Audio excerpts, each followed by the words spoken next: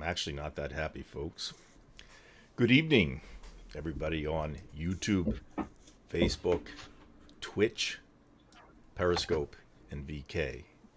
It's 8:15 or so, Eastern Standard Time. I'm Brian Weinstein from Bridgeton, New Jersey. And if it's Saturday, it's Divided We Stand. And we support mental health on Divided We Stand. And that's why we're here, to make you feel better. Because shit's been going on up here and up there here, right? Yeah. Just admit it. You can't take it anymore. Well, I certainly can't. I don't know what to say. It's been a week and a half since that riot, that mass frenzy of lunatics, traitors, insurrectionists, seditionists, whatever you want to call them. Quite frankly, they're assholes. But as my friend David Price has told me, remember, Brian, there are 74 million of them out there. And that's a big task for you and for me, probably for the rest of our lives. This won't come easy, folks, and that's what we're going to talk about tonight. So without any further ado, I'd like to introduce you to my co-hosts tonight, and there they are. It's Ryan Velez in the upper right-hand corner from Louisville, Kentucky, and from the thick of it in Washington, D.C., it's David Price, whom I asked to take videos and pictures that Wednesday, but somehow his wife wouldn't let him go out that day. Au contraire, you starting the damn show off with false information. It was my granddaughter. Do you really think I'm going to listen to my wife? Well, I don't think Judy would have let him. I was only joking, folks. I did say it in jest. But we joke yeah, like about I would listen to him. You know, I think I'll say this, and Ryan, I don't know that this will come as a big surprise to you. If this was, well, I would say 1968. If Dave had been 18 years of age, oh yeah, I kind of think Dave would have gone. You know what I mean? I think he would have gone, and that would have not boded too well for him. So anyway, so gentlemen, it's great to see you again, and great to see you, Brian. Thank you. I don't know how you feel about this, but I think I'm going to start off by showing a clip of one of these characters, something out of some cartoon character. You wouldn't even believe it. We've all seen this guy. I call him Chief Bullhorn. Some people call him the Viking. We all know who it is. I call him Dances with Karens. Dances with Karens. I've seen that. That's a good one. Yep. But this is the kind of guy who would really lighten up the party. Either that or at the party, when he walks in, everybody starts looking and saying, what the fuck just came in here? Or it would be great if he walked in the party and you lit him up, and he just became a flaming asshole. Yeah, literally. I mean, if you know, he'd be a flaming asshole. Guys, everybody talks about the bullhorns and the chipmunk hat or whatever it is, but those pants, what the hell's with that? It's like something that Ted Nugent wore back in the 70s. You know, he's like, remember, Mr. Nugent is all over the airwaves right now. Yeah, well, saying that Mr. Trump's been snooked and whatever that is, and. I would just like to say one thing before you throw that clip on, since you mentioned. I was going to say anything about Ted Nugent, but I am. Never has there been anybody make it further with less talent. If you want to know, Mr. Nugent had one great song. He was in a band. It was called, his band was called the Amboy Dukes. The song is Journey to the Center of Your Mind. And I believe at the last note, he lost his, and he hasn't found it yet. Well, let's just say this, Dave, you know my favorite, but I'll say this. And if Ted's watching, or anybody who knows Ted Nugent, Ted, you're no Alan Holdsworth. Didn't Lloyd Benson say that one time to Dan Quayle? Dan, you're no Alan Holdsworth. He said something about something like that, but it made sense. Time, Brian. But I'll tell you what, if Ted's listening, Ted, you'd know exactly what I'm saying, and you couldn't even argue with it, you know. So anyway, brace yourself, folks. I'm sure you've seen this before. Maybe you haven't, but I think we need to look at this guy because this is a great metaphor, representation of what's out there. This frenzy I talk about. So. Let me switch the scene here, gentlemen, and like I say, brace yourselves. And here we go. I got what? How did you get out? The Senate? Yeah. The cops walked out with me. They just let you go? Yeah. What's your message to everybody now? Like, what are you yelling at? Oh, Donald Trump asked everybody to go home. He just put out a tweet. It's a minute long. He asked everybody to go home. Why do you think so? Because, dude, we won the fucking day. We fucking won. How did we win? Well, we won by sending a message to the senators and the congressmen. Yeah, I think we so won too. by sending a message to Pence. Okay, that if they don't do as their oath to do, if they don't uphold the Constitution, then we will remove them from office one way or another. This guy is recording you. He's not on our side. Yeah, That's fine. I don't care. I thought you assumed that. I'm fine with being Okay, recorded. cool. Anything else? All I can say is we won the fucking day. Donald Trump is still our president. I do have one more question. There's a lot of people that doubt that you were just able to just go in there and come out. Like, what do you have to say to them that doubt that you just walked out? Well, a lot of people doubted a lot of prophets, saints, and sages. A lot of people doubted Christ, you know?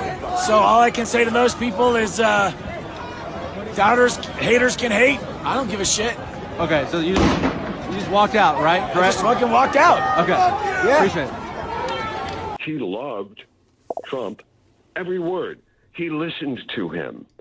He felt like he was answering the call of our president. My client wasn't violent. He didn't cross over any police lines. He didn't assault anyone. He was there at the invitation of our president. All right. Who was going Al. to walk down Pennsylvania Avenue with him. And what we as a nation have to understand is our president needs to be accountable for that. And the only honorable thing for him to do, for those who were peace-loving, for those who did go there with peace in mind, that weren't going there to be violent, Trump needs to stand up and own these people. He owes them an obligation. He has an obligation to them. He has an obligation to our nation. And do what? It's not going to happen. And do what, Al? Oh, wait, give a pardon. Give a pardon to the... You what want we him to call pardon the bull with the people horns. that broke in to the Capitol and killed a policeman? The president and his defenders say, whoa, I never told him to do anything like this. This was just me saying, pay attention. We're angry about this. Let your voice be heard. Nobody told him to break into the Capitol. Your response? Right. Well, we all have to understand that the words that were spoken by the president meant something, not just to my... All right. You've seen it. Gentlemen, I leave it to you. Okay, I'll go first. The past 4.5 years have been a combination, which is captured right there, of hilarity and horror. Let's begin. If this were a fashion show, Brian, you already tried to address that. So for Mr. Shaman there, I would have a question. Are you absolutely sure that's the way you should dress if you're going to take over a building when those that are with you are in full ammo, camo, and mammal gear or whatever the hell they were in? Now, that's kind of the joking part, right? So that's the hilarity. The hilarity is whoever that was defending him, a pardon. Yeah, okay, right. Now, the horror is this. The horror is what happened. But the bigger horror is people, and we knew that, but we just know how far they go. People actually believe what Donald Trump says and actually act on it. Now, I'm not an attorney. Like I said, the best I can get is I covered a hell of a lot of trials as a reporter. And I would not want to have that clip played if I were Donald Trump on trial for anything, because I don't think I misunderstood. I think you gentlemen said, obviously he went in and he came out because Donald Trump told him to come out, right? That's pretty damning evidence. The next thing is, which follows that, Donald Trump, and I've listened to it a number of times, said, and I think the most damning words he said to his own people were, we'll go up there. And he kind of said, you know, I'll be there with you. Now, I looked a bit, but any only pictures I've seen of Donald Trump are in the White House, and we're going to talk about that later too, with whatever his son's girlfriend's description of herself is dancing wildly as people are preparing to take over and try to take over the country. Now, let's get back to what the gentleman here said, and I use gentleman loosely. We won. Tell me exactly. I would like to just talk to him for a few minutes. Tell me exactly what you won. Okay? Now, maybe I'm missing it. I believe you went in there to stop a vote. Well, didn't stop it, did it? I believe you went in there to gently persuade or not gently persuade the Vice President of the United States, and I'm no fan of the Vice President, to do something that not only was illegal, but was beyond his capability or even his responsibility to do. And I believe at the end, the gentleman, or whatever the hell he is, said, and Donald Trump is still president. Well, I would ask that QAnon dude on, let's see, what will that be? Wednesday, I believe, 1 minute afternoon, is Donald Trump still president? Now, here's the horror. He believes that. Everybody coming out of that Capitol on that particular day believed that they won. Now, we've heard the lies of Donald Trump. We can feel sorry for those people. We can do whatever. But here's they're going to define their reality, which is not our reality.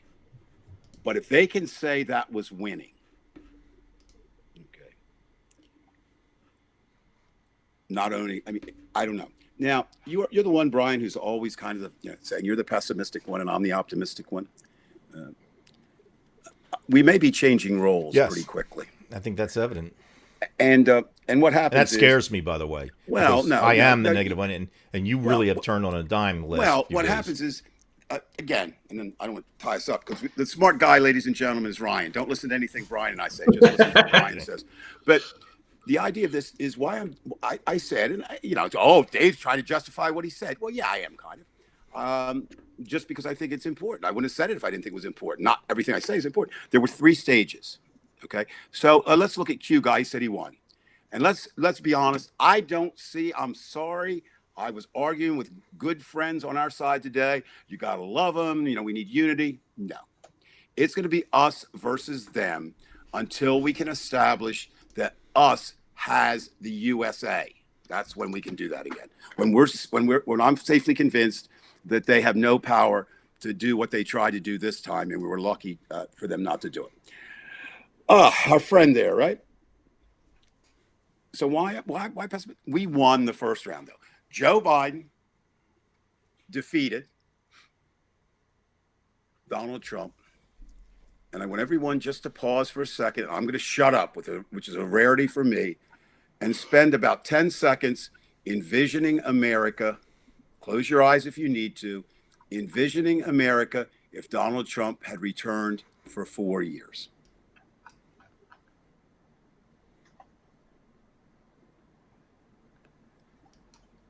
That's the stuff nightmares are made of, whatever went through your mind. Round 2, we're in now.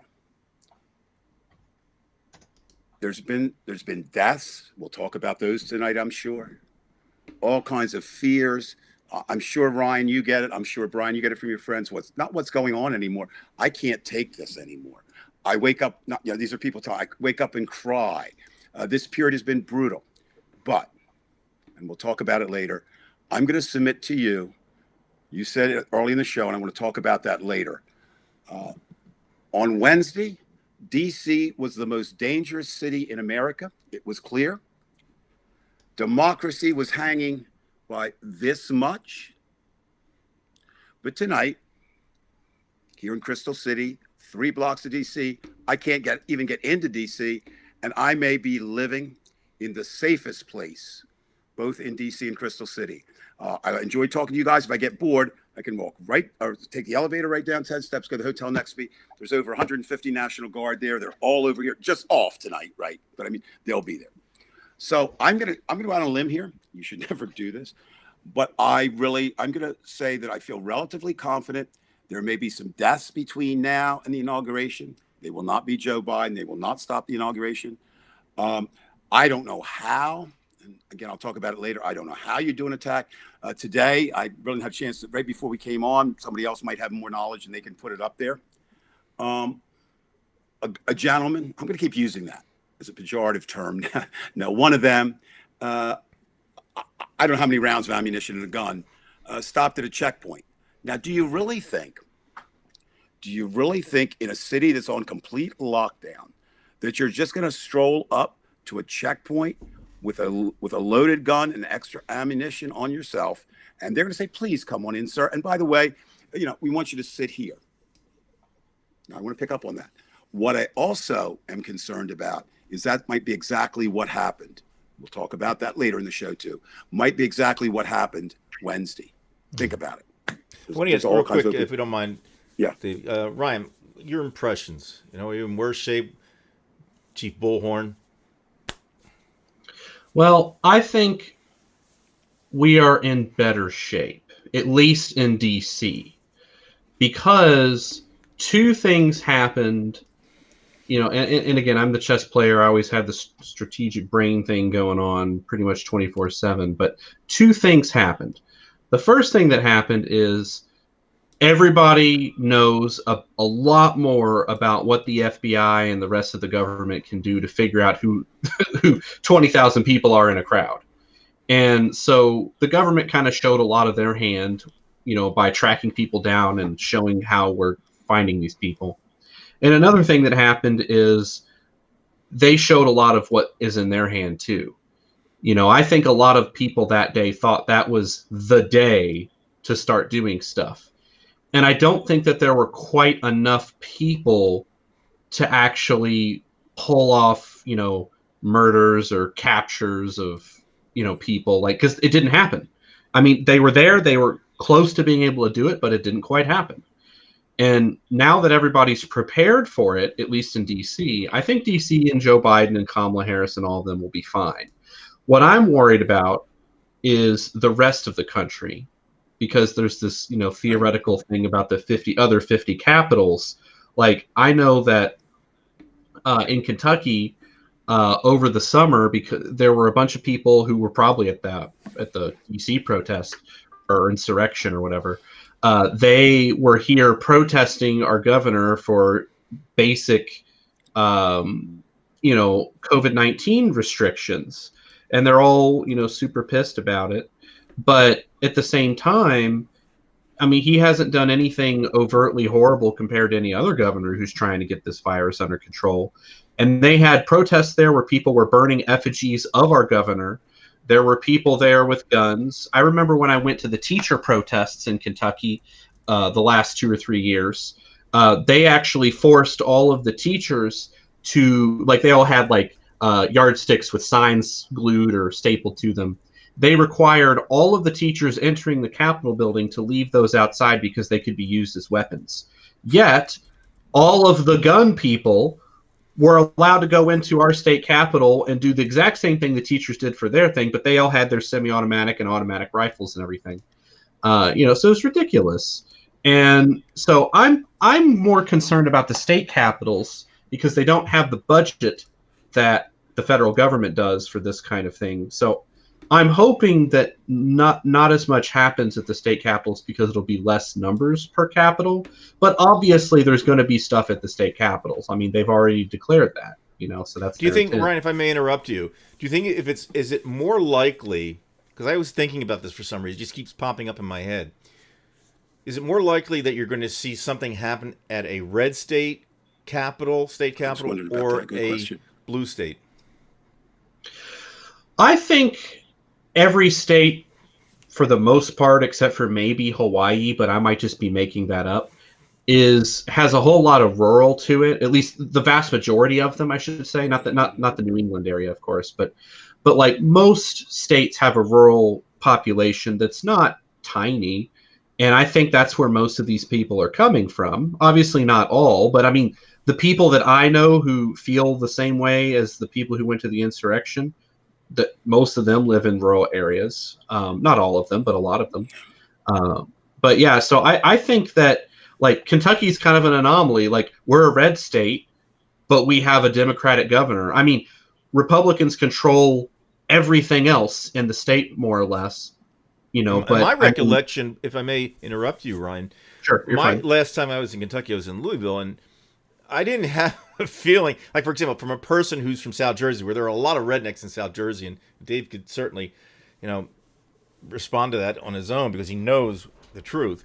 But when I was in Louisville, I had no sense of redneck there whatsoever. I felt Not like in it was being in Louisville. Philly, you know. Yeah, not in Louisville or Lexington for that matter. It's basically anywhere that's rural. You get much more of that when you're traveling between the cities. Like if you go to a gas station, like if I'm driving to Virginia, I have to stop in Eastern Kentucky, to get gas or something. Um, you know, Everybody over there's got an accent. It's just how it is, and it's just different. So Louisville and Lexington are very different compared to the rest of the state. And Brian, both of you, Brian and Ryan, that's kind of the difference. The last declared civil war we had was basically geographic, correct? North South. We still talk about it. Then this one, which we're in, it's not a declared war yet. I don't know that we ever will have to. Yeah, it's really if you were to say it, urban versus rural, with suburban being the deciders, right, in elections and that kind of thing. I mean, you talk about Virginia. We're a blue state. You know why we're a blue state? Because we have these 5 places, Arlington County and where everybody works in D.C., and there are more of us here to outvote. But if you go to Virginia, Lynchburg, go to side near that, we can swap stories about which is worse. The rural parts of Kentucky, the rural parts of South Jersey, or the rural parts, of Virginia. One other thing I think too, and that you both alluded to that, and my job is not to scare people. I don't even know what my job is. I guess it's just to try to tell the truth as I see it with my limited ability. But I want to be on record tonight of just saying this. The danger starts on the 21st. And what I mean by that, we're in better shape with Joe Biden there. Are we in better shape? Trump is destroying. We're not going to, I don't know enough, but something I'm very concerned about here, following it, I don't know enough about it. I know in 4 very dangerous or crucial areas, Cuba, Iran, he has left in the last week a legacy that they're saying down here can't be overturned. I don't quite get it. He's doing everything he can. And so Joe Biden comes in with all the problems, plus these people. I don't know. I will back Joe Biden. I will give him all the help we give. But I want to be the first to say tonight for myself, I disagree with something Joe Biden said. It's morally right. It may even be politically correct. It can't happen. And he says it numerous times, and he believes it. This is not who we are. I'm not so sure. It is obviously not who everyone is.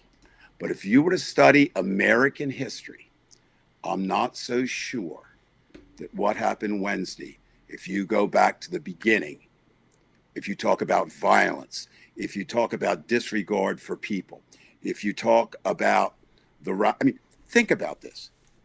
We're all dismissing this because we know they're not good. Do you know the British said the same thing about, we call them today American patriots? You know what they called them? Seditionists, treasonous, all the words we're using, insurrectionists. But I think there is a big difference, and we have to keep that in mind.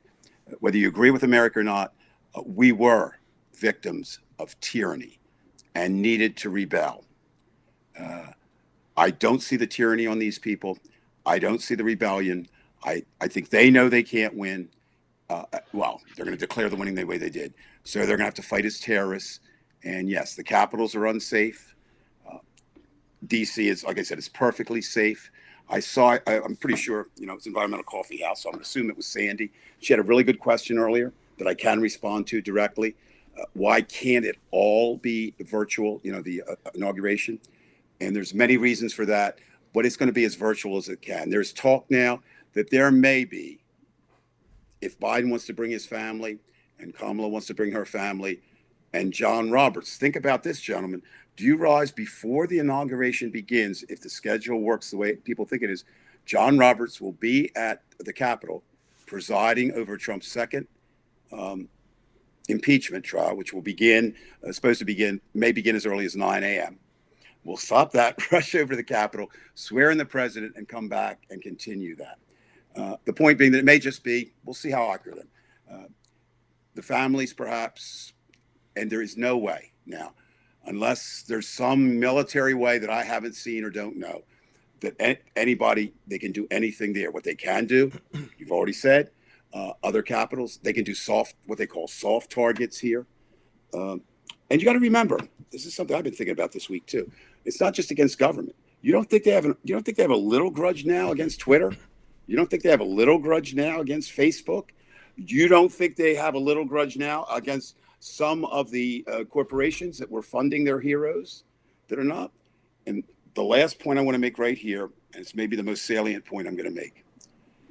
If you were a Christian, I'm not. I belong and don't agree with any organized religion. But if you were a Christian, you would give your life for Jesus. You would, okay? That's supposed to be what you do. And if you listen to the QAnon folk, he wasn't directly calling Trump their Jesus. He's gone way beyond anything. And here's the problem. Okay, we can stop Donald Trump. We can imprison him. We can execute him for treason if we want to. But does that for logical people, that would reduce his power? Does it make it even greater? And that's not a reason to come after him with everything you've got, including if the charges deserved or treason charges deserve execution, please do it. But there's always that side. You're diminishing Trump. You're eliminating Trump. You stop the Trump family. But does he become a martyr? And we can't answer that. And that's what's going to play out. Forget the virus. Forget the economic devastation. That's going to play out, I think, through at least the early years, if not all 4 years of Joe Biden's administration. Ryan, what's your feeling about the next 4 days or after? Well, I think we're going to hear less from Trump. I think people around him are leaving. His press secretary left today, although, like, to me, it's funny that she left because it's like, you've got 4 days left. Why is everybody leaving? Well, because Trump is toxic and nobody wants to be around him. So I don't think we're going to hear much from Trump. I think we're going to hear more from Pence, who I'm not a real big fan of, but at least he's doing the bare minimum to demonstrate that he and I we have walked up to the line and we both agree that crossing that line is unacceptable. That's the only positive thing I can say about Mike Pence. But he, so I think we're going to hear more from Pence. And I agree with one thing that Dave said is it's the 21st and on that's probably going to be more dangerous because they're not going to keep 20,000 troops in Washington, D.C. indefinitely. They're not going to do that. No. And so it's like, how long do we keep this up? At what point is there going to be a massive problem? Now, the good news is I don't think that you can sneak 20,000 people into any state in the country. So we're always going to have a heads up. And hopefully if we get that heads up, we don't have like what we had, on Wednesday on the insurrection.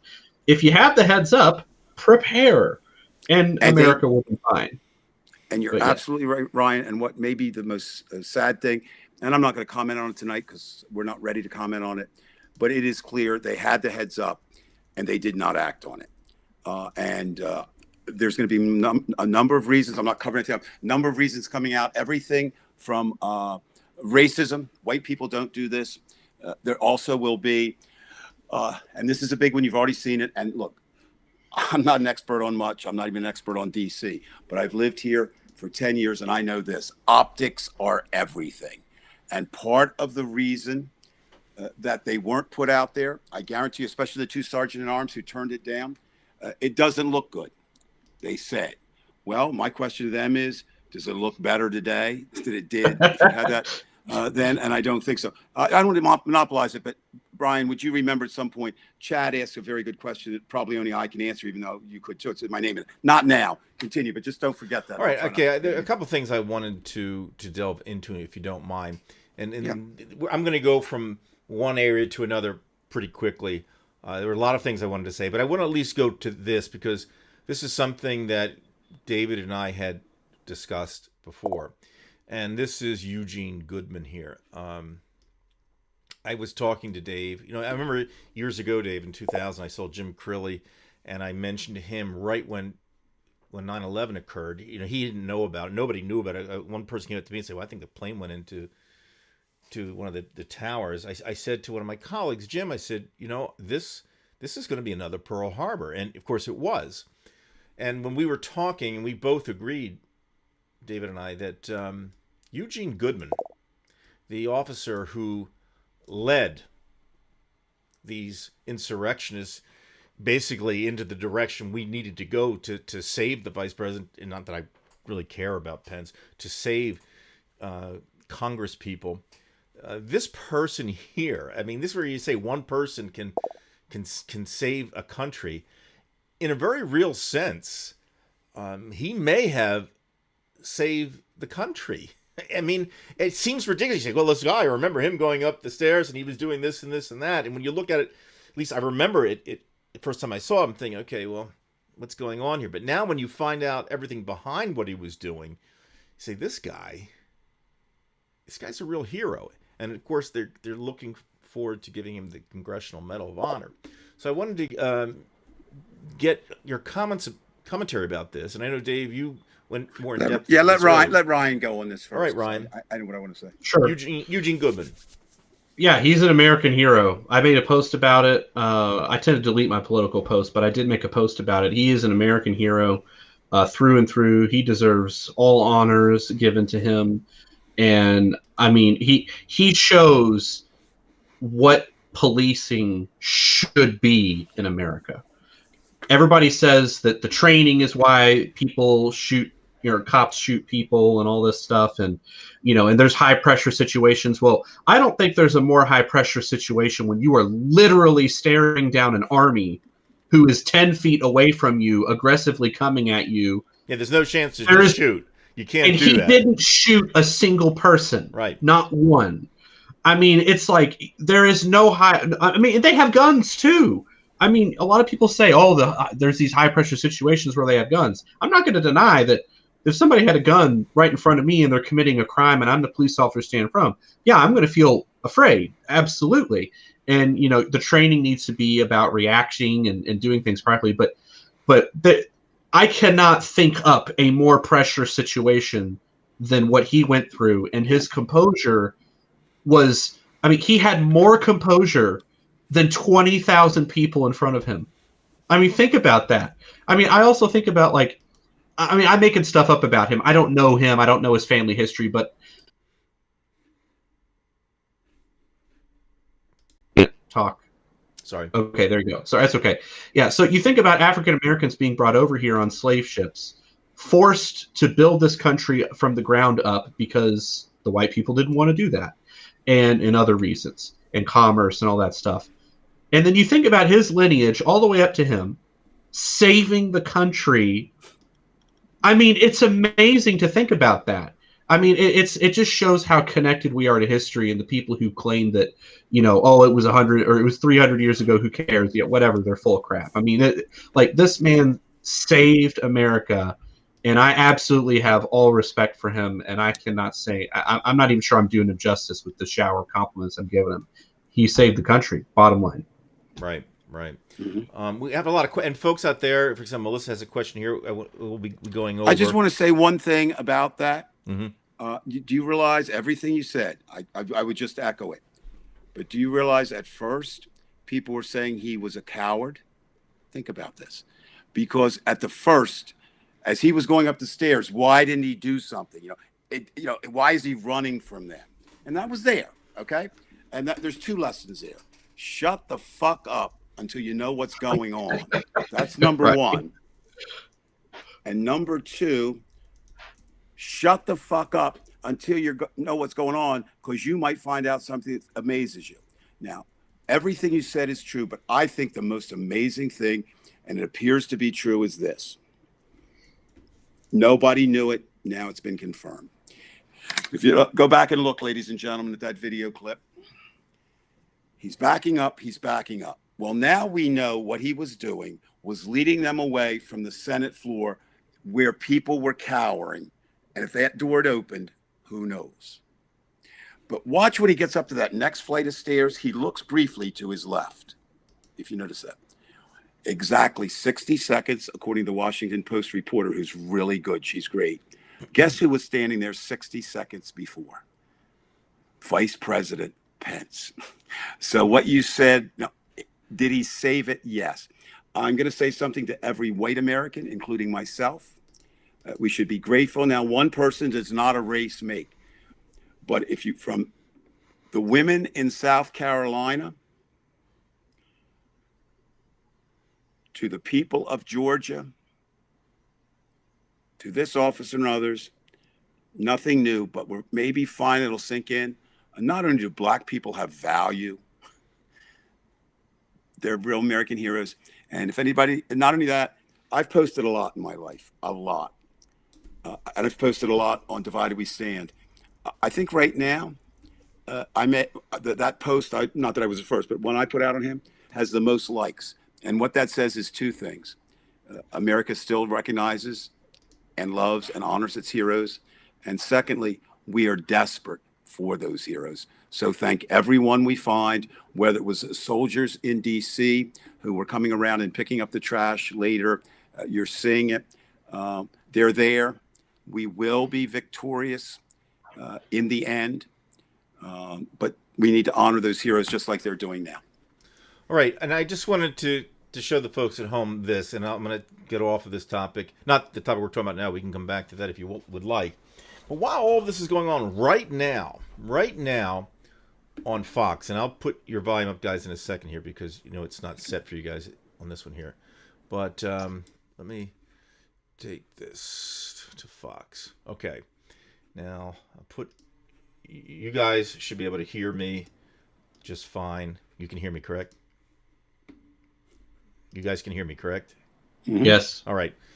So this is right now on Fox's website. Okay, and this is really disturbing. And this is why I think we're going to be in such trouble, because it's one thing to have these 74 million people who are in, and as I said, in some type of a frenzy. I can't describe it as anything else. You have mob mentality at the insurrection, and then you have this frenzy. I mean, people we know. I mean, everyone watching this program, you know, down the street, in your county, in your state, doesn't matter where you are, you've got these type of people. And it's tough enough trying to calm them down, or at least trying to deal with them. And then it's this stuff.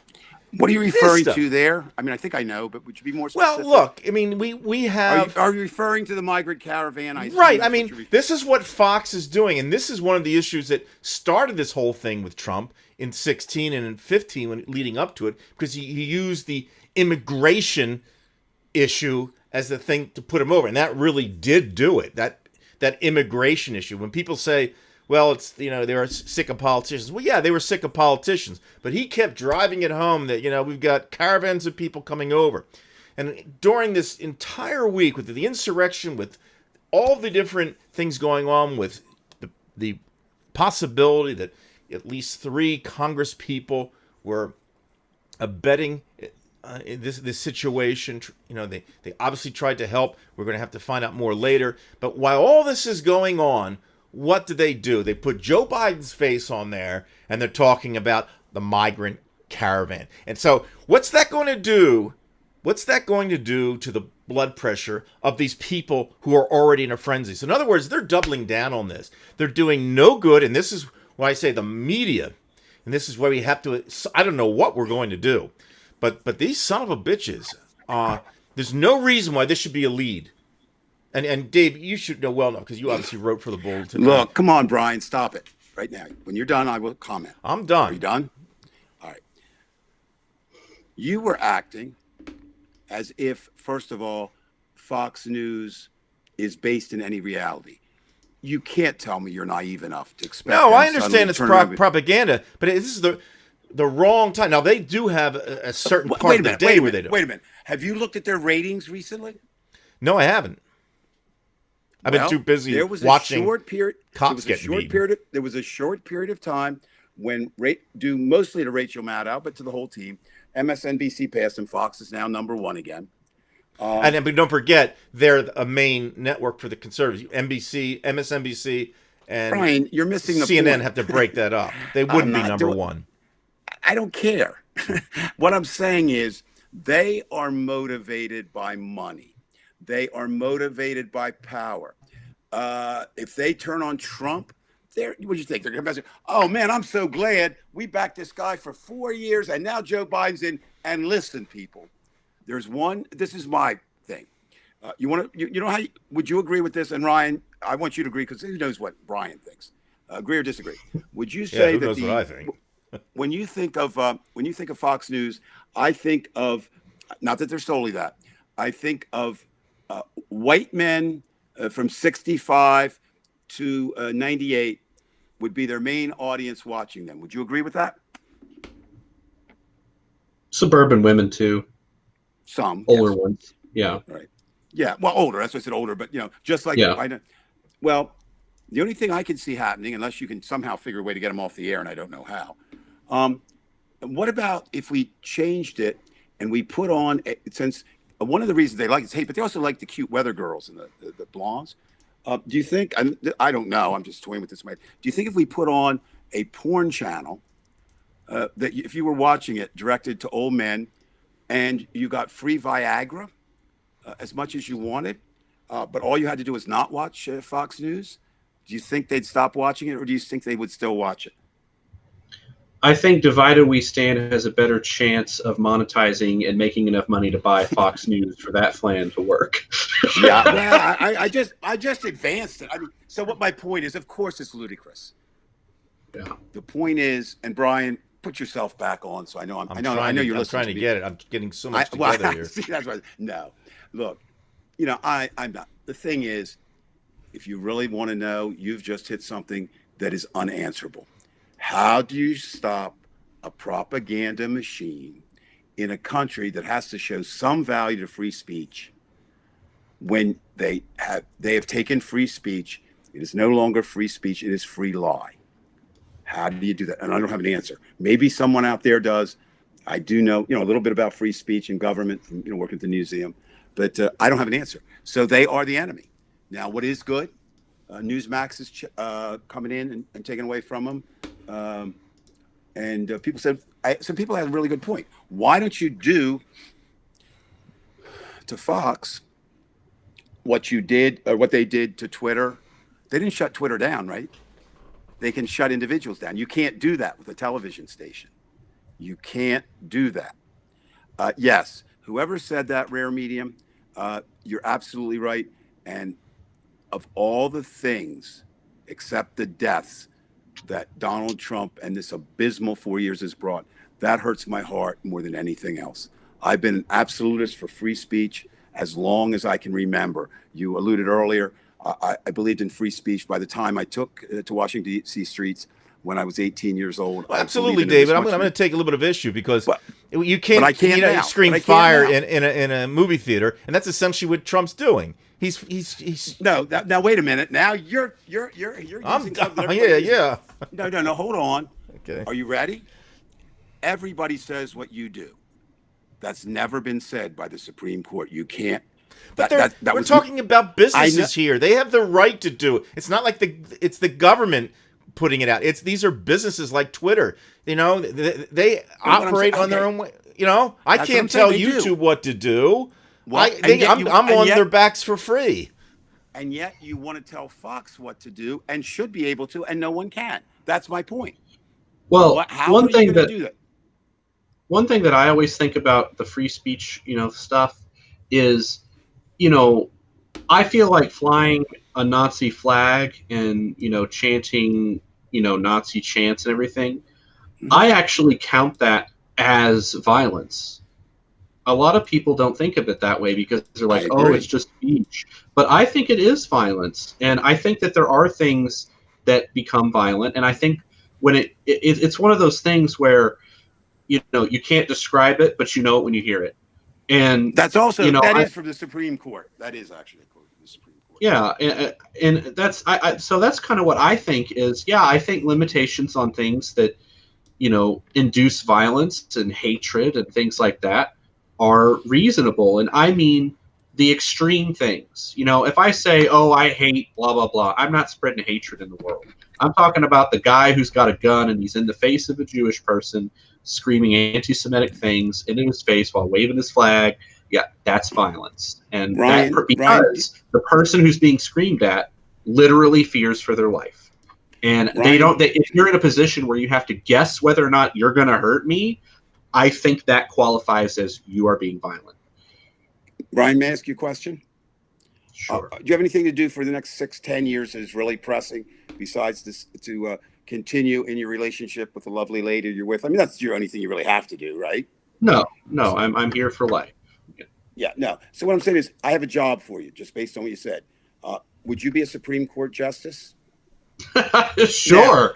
Now, you barely don't have to have the qualifications to get in there. So what I'm saying is that should be. Notice we're all saying should. I used to tell my kids, my students, should is a wonderful word, but it exists somewhere else. You should be, we should be, you should be. So you're absolutely right. No argument.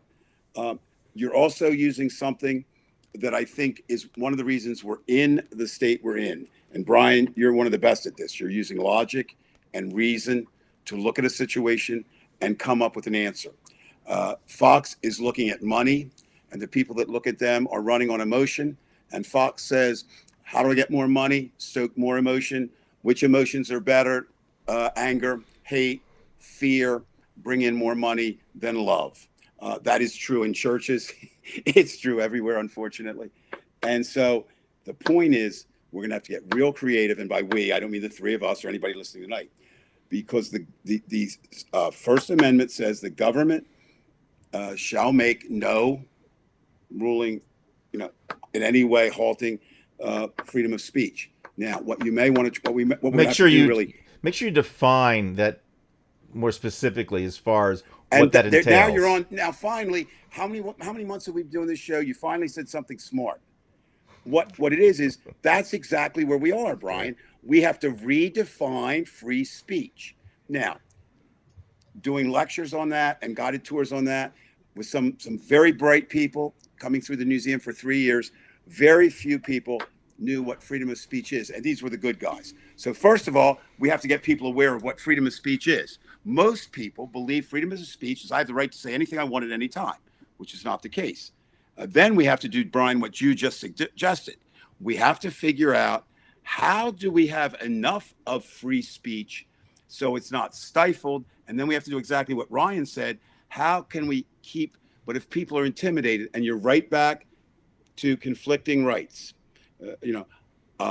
This group wasn't wearing a mask. Yeah, they have a right to sit around at home and not wear a mask. That's freedom, I suppose, in some way. Once you leave your house, you're out in society. Maybe your individual freedom must be curtailed for the good of all.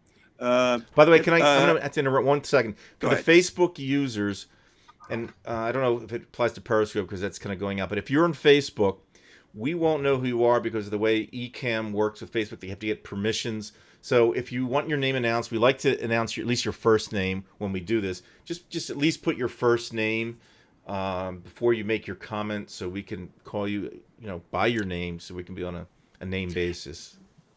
Could we get back to 2 comments? We'll start with, and let's just shut up for a while. We'll do comments. One would be Chad Mansfield's, Chad's comment. And then the other, I forget who did it, but and I think everybody out there can kind of, I hate to say this, it makes it so like we play along. And that comment was, what do you think we'll be talking about next week? I mean, not just us, but there. So Chad's was something. Do you want me to I remember it.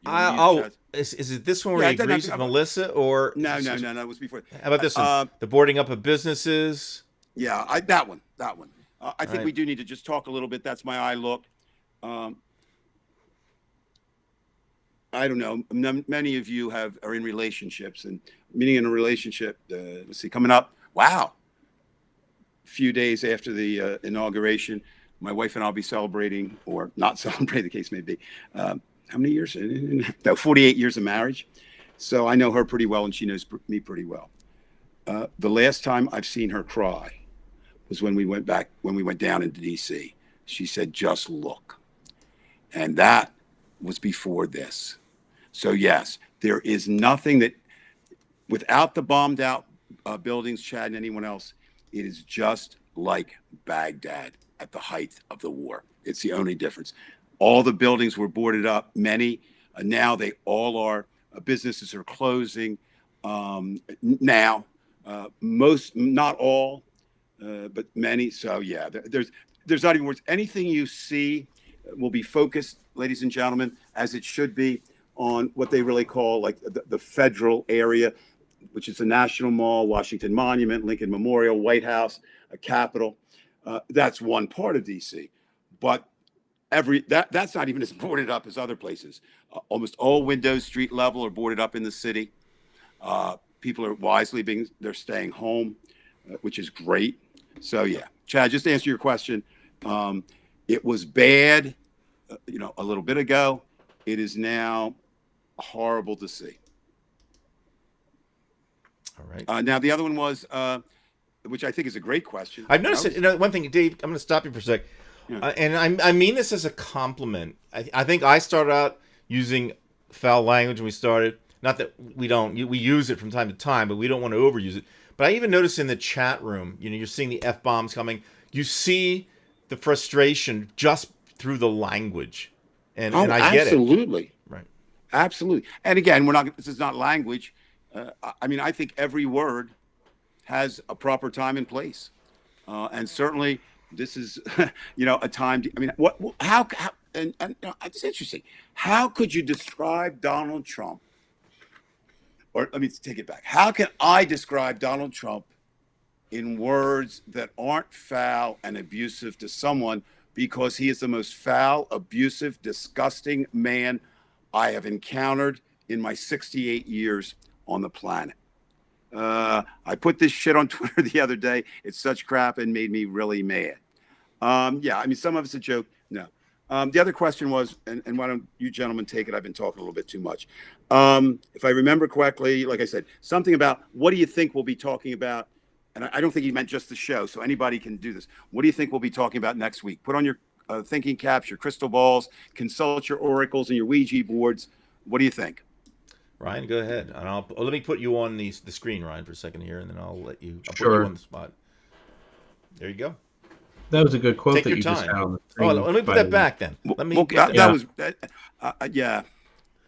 Yeah, I don't know who that is because it says Facebook user, like you were saying, but yeah, it's honestly, it's good to read stuff like that because I've definitely been called racist before by people, whenever I have been called that in my life, I try to think about what did I do or say. And I mean, I definitely have not done stuff like that intentionally in my life, but I do know that it does take everybody to move forward. And I know that I was raised in a household that, didn't always treat other races the way that I would want to. And, it's a learning experience for all people involved in the race conversation. And so I definitely think that it's good to read that somebody heard us and, understands that, we're doing the best we can. And I really appreciated reading that comment earlier. And just dovetailing on what you just said, and that shows all of us how important family is. You and I've had this conversation privately, publicly, whatever. And my mother may come as shock people when they look at me. She was white.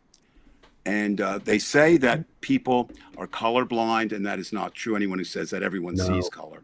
And but what she did is she taught me by action, by deed, that color, you see it, but it doesn't matter. And so, I mean, I love to take credit for this in some sense of speaking out, but it has nothing really to do with that. Blame my mom or give credit to my mom. And one of the actions I live by, which kind of says it, let me think, I want to get this right. One of the roles I like to do, and my mom gave this to me, it's quote, she said, comfort the afflicted and afflict the comfortable. And certainly anybody who thinks that black people are more comfortable than white people, or that white people aren't responsible for a large part of the uncomfortability to brown people, to immigrants, patriarchs to matriarchal society. I mean, all that stuff, they're just wrong. So, yeah, thank you very much for that comment. It does mean, like you said, Ryan, you said it better than I can. We're trying something, and some people are getting that. And it's not everybody's going to work that way. I don't think Donald Trump responds that way, but I'm not Donald Trump, thank God. Mm-hmm. All right, I'll give you my take. I'm a big believer that the optics will affect the Trumpers. So, for example, when they see the National Guard and you have 20,000 troops out there, 25,000, they're not going to do anything, because I think by the very nature of their cowardice is the fact that they're carrying the gun. Why does the man carry the gun, or the whatever? They carry it because they're intimidated by the other. I mean, they don't want to get in the hand-to-hand combat, so to speak, because first of all, they're outnumbered. All right, so they're there to bully, and I've seen the comments such as, we're going to show these liberals what pussies they are because the pussies don't have the guns. That's what they cost, because we don't have the guns. Where in reality, we're the ones who are the tougher ones. We're the ones saying, okay, you want to go? Let's do it. But we don't need to have our gun. We'll do it whatever normal way we should be doing, whether it's arguing, even if it had to go to the fists, fine. But that's not going to happen when you're talking about millions of people. But they have to have their guns. And when they see the optics of people who can kick some ass, it's like saying, okay, you're okay, tough guy. There's a guy over there, Mike Tyson. Go ahead and fight him. You want to fight him? All of a sudden, they're backing off. And you're seeing that even at the state capitals, they don't have, obviously, 25,000 National Guard there, but they have more of a force. And they know that if they come, unless they have incredible numbers, there's a good chance they're going to die or get their ass kicked. And I said this today. That's a big reason why, for example, in the Middle East, you don't see many countries taking on Israel after 67, because they didn't want to lose. It was embarrassing because you felt that because of your religion, you felt that you should have won. God would have protected you, and it doesn't work that way in the real world. The real world is where the shotgun rules the tune. Yeah. Isn't that a song or something? Anyway. Yeah, thank you, Pete Townsend. Okay. but the point is, even the optics of it should intimidate them. And I have said this, that David Price is asking many times, Brian, what do we do with these 74 million people? They're not going to give in. How do we handle this if we can't change their minds? And I said, at some point, we just have to have the force, and meaning whether it's the optic of the force or the force itself. If you have to use it, you have to use it. And I'm not saying that we should just go out and send the U.S. Marines against them. I'm not saying that at all. But I think you have to do exactly what you're doing now.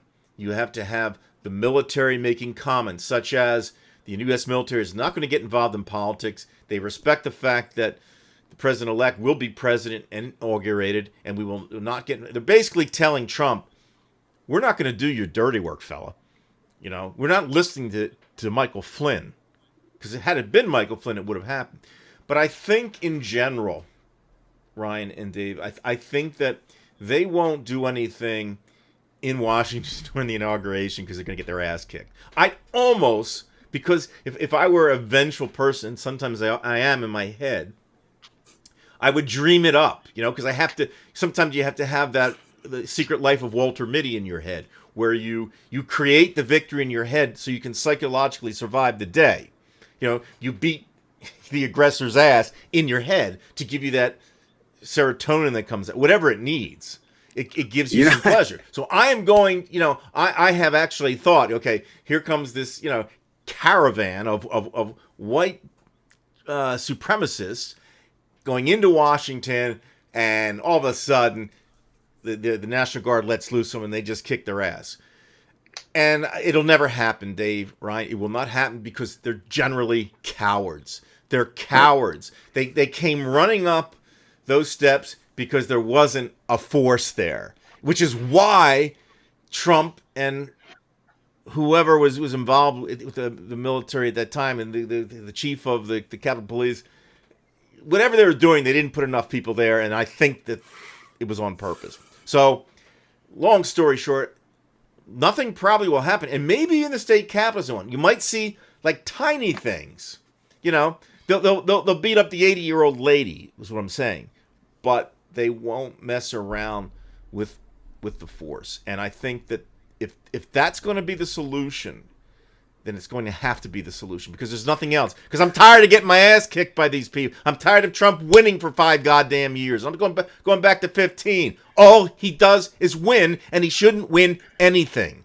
Okay, see, I'm getting upset just thinking about the son of a bitch. I think his winning streak started to change a little bit November 3rd, just a bit. I'm laughing at you. I'm laughing with you, not at you. You know, you're sitting there about your fantasy and all this. I was thinking this would be pretty cool. Now it makes absolutely never going to happen, right? What you said, 100% correct. So we didn't put any troops in. You know, just say we didn't. And we said, look, you know, we don't need that. We got these 8 guys that are going to guard the Capitol on this day. And, you know, everybody masses, let them come in, let them have their guns. They rush up the street. When they get on the Capitol grounds, you have everybody in tunnels and they just pop up 20,000 people behind them. And then you just say, oh, would you look behind you? You know, in front of you. But we had to show our force. And again, you and I are reversing roles, and we may for the next few years, Brian, a little bit. Everything you said is true. But my question is, Brian said it earlier, you can't have 20,000 people. I'm not talking about D.C. You know, there weren't a whole lot of people with Timothy McVeigh when he took down the Oklahoma City Federal Building. Look, the guy we started with was a classic case of the joke or the hilarity part. When I'm wrong, man, I can be wrong. God, I was wrong on this. Again, watching those clips, you know, thank God I followed my own advice and none of my mouth till I got some better idea. Again, I can't remember. It was on the outside, and you saw a group of like 8 soldiers dressed in combat walking through the crowd, ignoring them. And you know how if I was a football game, you say, "What the fuck are you doing? What are you doing? What are you doing? What are you doing?" Well, I found out they weren't the good guys. They were the bad guys. They were walking. If you see the video, they were walking with their hand on their shoulder behind, which is actually a military maneuver when you get ready to scale walls. So they were, they were walking through the crowd. And my point is, I don't know if, well, QAnon won't do anything because he'll be in prison, QAnon shaman there. But again, I'm not worried about the small group crazies now. I'm worried about the smart ones. You want something else to lose a little bit of sleep on tonight? I'm not concerned so much about the people that were there. I'm more concerned about the people that weren't there. Not every group was mentioned. Has anybody heard anything yet about anybody being a boogaloo boy there? They make the rowdy boys look like the choir boys. The rowdy boys weren't there. A lot of the big hate groups were not there. Okay. Did anybody? I did hear that the Boogaloo Boys were there. There were some people there, but not like in but not in force. I mean, they have a lot. Right? Yeah, not because in force. They're the ones now. You know, it's almost like again, we didn't get a part of that. We want to be there. So you know, we're beating this thing, but I got to. I mean, you know, I live in Washington. I mean, that's my town. I've always felt safe there. You know, I'll feel safe again when right now I'm more scared of the virus in DC than I am anything else, and there's no reason to go in all the museums. Here's something to watch, ladies and gentlemen. We'll know a little bit more on January 22nd, and here's why I say that. That will be 2 days after the inauguration, correct? The museums are scheduled to reopen on a limited basis that day. Now they have an opt out. If they don't want to say trouble, they can say, you know, the pandemic numbers are still rising, so it wouldn't be illegitimate to do that. But that's the kind of thing. Two other things, and then I'd still like to get that question, which may address it. Somebody had about, you know, what we'll be talking about. Something that bothers me that we haven't addressed yet, and I don't have an answer for it. So I'm raising the question without an answer. there were guns there, correct? There were weapons inside. But there weren't a whole lot considering the number of people that were in there, correct? I mean, that's pretty true. Now, they As used far as poles we could see. no, yes, I know. But do you realize within that range, I don't know, within the Capitol, I think now the number is up to 6 vehicles full of, or people arrested whose vehicles were there full of weapons. Now, what was their plan to use those weapons? Do you just transport them there and leave them? Why weren't there more weapons? I don't know if it's that even important, but it does make me wonder. Well, don't you think, first of all, we did see the backpacks. I mean, if anybody looks at Trump's speech and you see those people watching him, many of those people have backpacks. So whatever type of things... Can you put an AK-47? Well, that's what I'm saying. That's the only reason you didn't see them. They had to be in trucks if they were to, because once they're visible, they go after them right there at Trump's rally. So are you saying? I'm not picking your point. I'm just asking. So are you saying, if I hear what you're saying, they left them in the trucks because they were to go in, take over the building, and then come back and get them? Why? No. All I'm saying is this. I don't know. No, all I'm saying is if I don't know if you were alluding to this or not, that they didn't have. We were surprised there weren't more weapons. That's part of what I'm saying. The rifles. And why were the weapons in the trucks? Why weren't they with the people? Well, you know what? I want to just go back to the crowd first, okay? Because whatever the weapons were, whether it be and I consider anything that's going to kill you a weapon. So you have, anything from hammers, and some of them were prepared with ropes or whatever they were using. Some had bear spray. There were some AK, not whatever, the AR-15s, but not many. But in terms, they couldn't do it at Trump's speech, because don't forget, Trump's got the Secret Service there. You have Giuliani there. You have, who's the other son of a bitch that was giving anyway, the blowhard that was trying to push violence. So, somebody in the chat will have to remind me. But the point is, they came in with the backpacks. Now, I don't know why that was a tactical thing, but the main thing is they couldn't go there with a rifle in that rally, because they could have been a threat to Trump. Because Trump, if you notice, they had all those bulletproof screens in front of Trump everywhere. Okay? Because, you could have, he probably didn't think they would shoot him, but, you might have somebody hidden in between that might do something. So they had to do that. But absolutely correct. But I think it was interesting, just the fact that they were carrying the backpacks. That's what bothered me, the backpacks. There were so many backpacks. I'm not saying you shouldn't be. Why are they bothering you? It has to be something that's in there. What do you think was in there? Explosives? It depends. Small arms. Small. Yeah, I think And by the way, one of the major weapons were the American flag and the Trump. I'm not trying to be funny, but that's what they were using. They were using it as spears. Did you see any officer fire any shot other than the one time when the Marines? No. Here's my suggestion. No, go ahead. I got to say it. My suggestion is they were prepared to bum rush. They probably I'm talking about conspiracies or whatever. I think they probably saw agree. there wasn't much resistance, so all they needed was the gas masks. So the majority of those backpacks had gas masks, then they pull them out, and then they say, okay, we're going to bum rush, because we know there's got to be some word from somebody to say, look, they've only got 200 police, and there are 2,000 of us motherfuckers out there. We can beat them, and they're not going to fire on us, and they didn't. And I would agree with you. And so my thinking is, based on what you said, and I think, maybe it's not, we'll know at some point, because people will reveal the plans once they're caught. My best guess is they were as surprised as we were that they got into the Capitol as easily as they did. Yeah, they weren't. I think. Hold on, let's put an asterisk there. I think most of them, yes, did not believe it, but I think some of them knew, because this is where we get into the canvassing. I agree. But when somebody is going to rob the bank, they're going to canvass it, ahead of time. And I think that this is what was going on. They had to know where to go and who was going to be there. Yeah, but I'm saying I'm not excusing them. In fact, I think if you went in, anybody who went in to me, I know this is not the law. There was a murder committed on a policeman. If 20,000, and it wasn't 20,000, however many went in that building, I have no problem with charging them as accomplice to murder. Because if Do they you weren't think, in there, Dave? Do you think that part of this plan is not to have the weaponry, just be able to deal with the gas, and then maybe the police will shoot on him, and then there would have been sympathy had the police shot? I think there was much of that.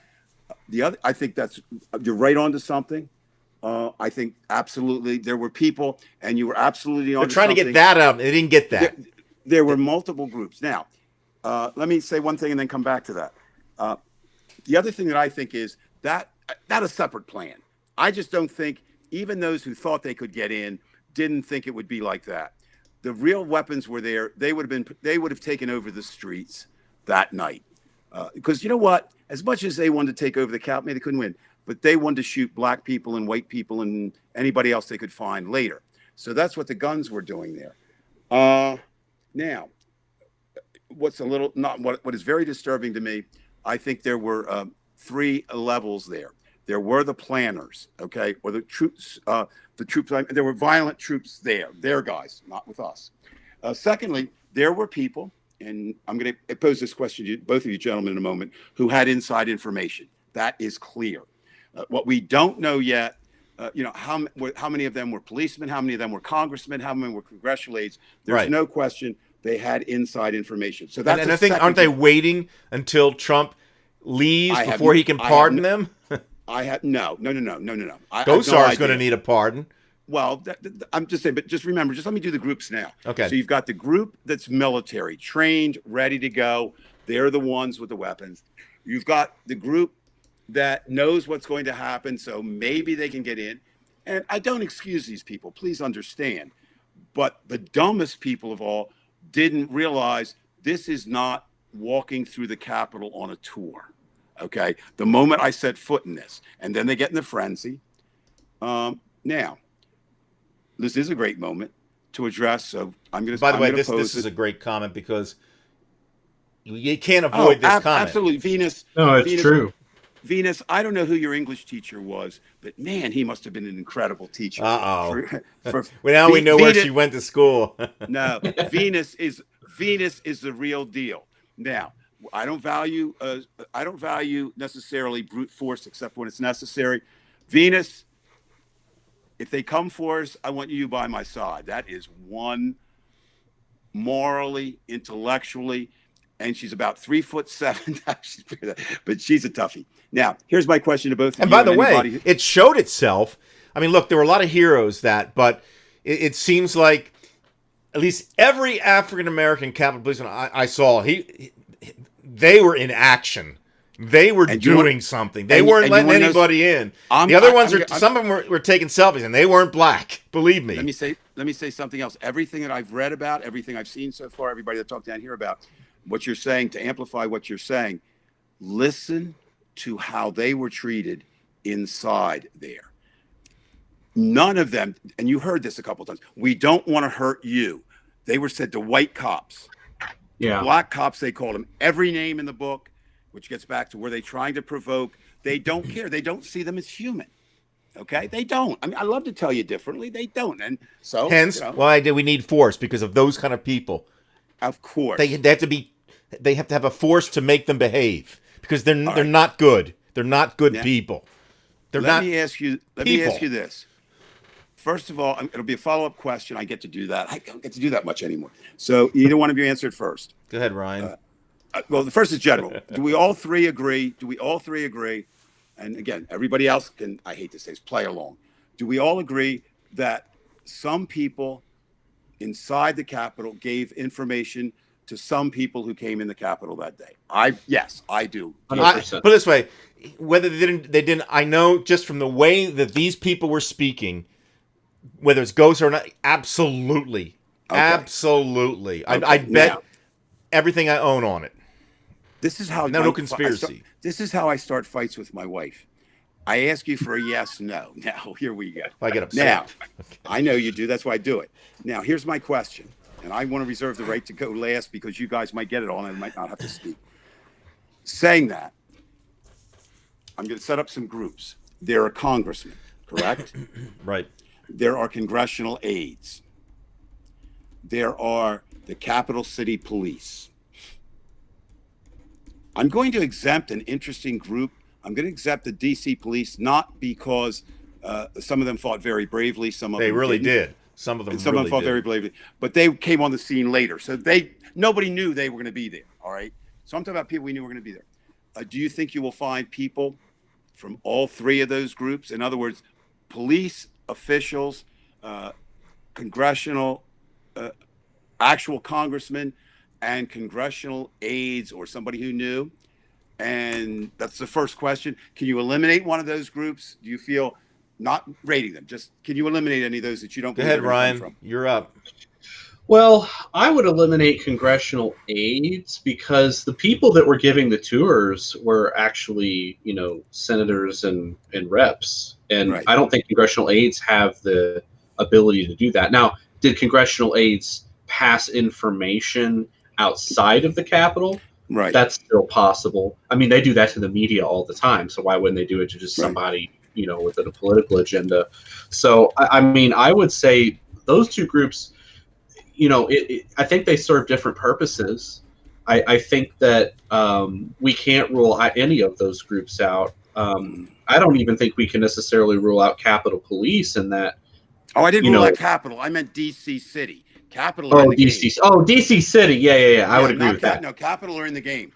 Yeah. Okay. Yeah. Capitol Police, I'd say, we can't rule them out because there weren't enough of them. Their reserves came in too late, and some people did let them by, and other people didn't. It was a weird situation. Like, you see that thing where they just like unhook the gates and walk. That was a bunch of white officers, if I recall, and they just unhooked the gates and let people through. It was like, and to be fair to the insurrectionists, this would have been pre-insurrectionists when they were just protesters. They didn't storm the gates until they were opened. Well, Brian, I guess you haven't. When you go to the Capitol, they don't do that for you. No, I couldn't get in there without.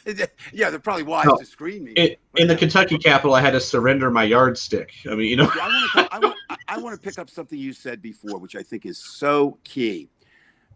Where I'm going to make the charge that, and we'll come back to it later, that race is involved in everything. So it's white. But when you said about you went to the teachers' protests and they made them surrender their signs, yes. Right?